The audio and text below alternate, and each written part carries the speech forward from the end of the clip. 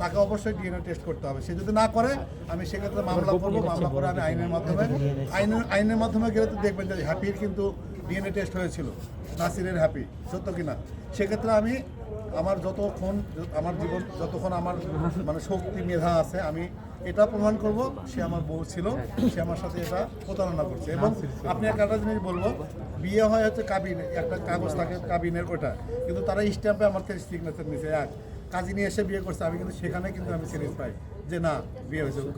ওই যে আমার কাছে 3 কোটি টাকা লেগে তো তা আমার যায় আসে।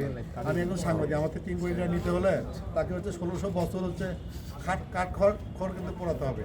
আমি সরল সহজ বিশ্বাসে সে বেঁচে থাকুক এটা কিন্তু আমি চাইছি, কিন্তু সে আমার সাথে প্রতারণা করলো, তাই না? আমি কি আর কে সে কিন্তু জানে, তার A to Z আমি সব কিছু জানি। আমি একটা করে বের করবো। সে আমার হোয়াটসঅ্যাপে যত ভয়েস SMS পাঠিয়েছে, যত SMS পাঠিয়েছে, ও কি বুঝতো যেগুলো ডিলিট করা উচিত ছিল?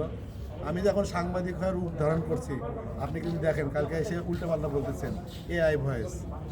আমি আল্লাহর কাছে অশেষ মেহেরবানি জানাই, এই সময় আমাকে সানি ভাই অনেক হেল্প করছে। আমি সানি ভাই